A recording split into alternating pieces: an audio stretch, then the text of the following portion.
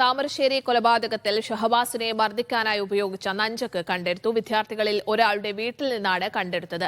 വിദ്യാർത്ഥികളുടെ വീട്ടിൽ നിന്ന് 4 മൊബൈൽ ഫോണുകളും ഒരു ലാപ്ടോപ്പും കണ്ടെടുത്തു. ഇത് ശാസ്ത്രീയ പരിശോധനയ്ക്ക് അയക്കും. ഷിത ജഗത്ത് വിവരങ്ങൾ പങ്കുവയ്ക്കാൻ ചേരുന്നുണ്ട്. ഷിത, എപ്പോഴാണ് ഈ നഞ്ചക്ക് ആയുധം കണ്ടെടുത്തത്? അതോടൊപ്പം തന്നെ മൊബൈൽ ഫോൺ അടക്കമുള്ളവ കണ്ടെടുത്തിട്ടുണ്ടല്ലോ. ഈ ചാറ്റൊക്കെ പുറത്തു വന്ന ഒരു സ്ഥിതിക്ക് അത്തരത്തിൽ ശാസ്ത്രീയ പരിശോധനയിലേക്കൊക്കെ കടക്കുകയായിരിക്കുമല്ലോ ഇനി പോലീസിന്റെ നീക്കം. സ്നേഹ, ആ രീതിയിൽ തന്നെയാണ് പോലീസ് അന്വേഷണവുമായി മുന്നോട്ട് പോകുന്നത്. ഇപ്പോൾ ഷഹബാസിന്റെ മരണത്തിനിടയാക്കിയത് ആയുധം ഉപയോഗിച്ചിട്ടുള്ള മർദ്ദനം, തലയ്ക്ക് പിന്നിലേറ്റ മർദ്ദനമാണ് എന്നുള്ളത് പോസ്റ്റ്മോർട്ടത്തിൽ കണ്ടെത്തിയിരുന്നു.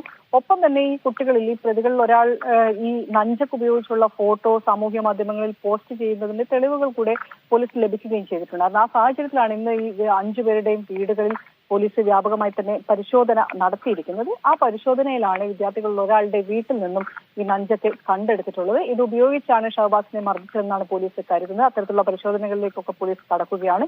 ഒപ്പം തന്നെ 4 മൊബൈൽ ഫോണുകളും ഒരു ലാപ്ടോപ്പുമാണ് കണ്ടെടുത്തിട്ടുള്ളത്.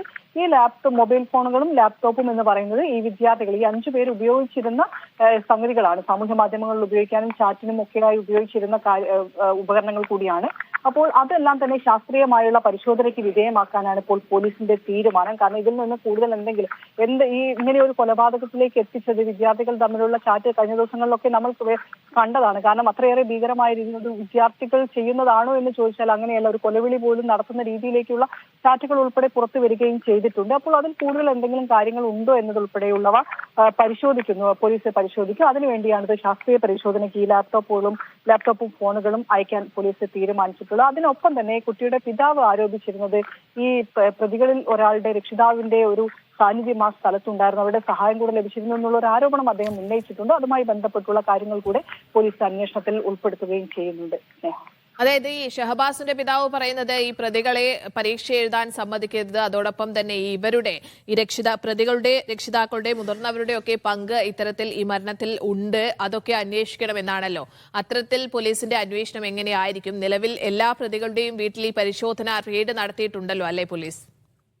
എല്ലാവരുടെയും വീട്ടിൽ, ഈ 5 പേരുടെയും വീടുകളിൽ പരിശോധന നടത്തിയിട്ടുണ്ട്. അതിനൊപ്പം തന്നെ ഈ അക്രമത്തിന്റെ CCTV ദൃശ്യങ്ങൾ ഉൾപ്പെടെ കഴിഞ്ഞ ദിവസം പോലീസിന് ലഭിച്ചിട്ടുണ്ട്. അത് ദൃശ്യങ്ങൾ ഉൾപ്പെടെ നമുക്ക് ലഭിക്കുകയും ചെയ്തിട്ടുണ്ടായിരുന്നു. അതിനൊപ്പം തന്നെ മറ്റ് CCTV ദൃശ്യങ്ങൾ കൂടെ പോലീസ് പരിശോധിക്കുന്നുണ്ട്. സംബന്ധിച്ചുള്ള CCTV ദൃശ്യങ്ങൾ കൂടെ പരിശോധിക്കാൻ കണ്ടെടുക്കാനുള്ള ഒരു ശ്രമം കൂടിയാണ് നടത്തുന്നത്. ഇത് ട്യൂഷൻ ക്ലാസ്സിലെ വിദ്യാർത്ഥികൾ തമ്മിലൊരു ഗ്യാങ് ആയി നടന്നിരിക്കുന്ന ഒരു അക്രമമാണ് എന്ന് പറയുമ്പോൾ പോലും ആയുധം എങ്ങനെ കയ്യിൽ കിട്ടി, കുട്ടികളുടെ കൈവശം എങ്ങനെയാണ് ആയുധം വന്നത് എന്നുള്ള ഒരു ചോദ്യമാണ് ഉയരുന്നത്. അപ്പോൾ സ്വാഭാവികമായിട്ടും ഈ ഷഹബാസിന്റെ പിതാവ് പറയുന്നത് ഇവരുടെ ഒരാളുടെ പിതാവ് ഒരു കൊട്ടേഷൻ സംഘാംഗമാണ്. അപ്പോൾ സ്വാഭാവികമായിട്ടും അങ്ങനെ ഒരു സഹായം ലഭിച്ചിട്ടുണ്ട് എന്നുള്ളതാണ്. അതെല്ലാം തന്നെ പോലീസ് പരിശോധിച്ചു വരികയാണ്. ഇത്തരത്തിൽ ബന്ധമുള്ള ആരെങ്കിലും ഉണ്ടോ, താമരശ്ശേരിയിലെ ഈ കൊട്ടേഷൻ സംഘാംഗങ്ങളുമായി ബന്ധമുള്ള ആരെങ്കിലും ഉണ്ടോ എന്നതുൾപ്പെടെയുള്ള കാര്യങ്ങൾ പോലീസ് പരിശോധിക്കുന്നുണ്ട്. അതിന് തെളിവായി ചില ഫോട്ടോകൾ ഉൾപ്പെടെ പോലീസ് ശേഖരിച്ചു എന്നാണ് നമുക്ക് അറിയാൻ സാധിക്കുന്നത്. അപ്പോൾ പോലീസിന്റെ അന്വേഷണം ആ രീതിയിൽ കൂടെ ഒരു വിദ്യാർത്ഥികൾ തമ്മിലുള്ള സംഘർഷത്തിന് അപ്പുറത്തേക്ക് മറ്റേതെങ്കിലും രീതിയിലുള്ള കാര്യങ്ങൾ ഇതിലുണ്ടോ എന്നതുൾപ്പെടെയുള്ള കാര്യങ്ങൾ കൂടെ പോലീസ് അന്വേഷണ പരിധിയിൽ ഉൾപ്പെടുത്തുകയും ചെയ്യുന്നുണ്ട്. സ്നേഹ, ശരി ഷിത.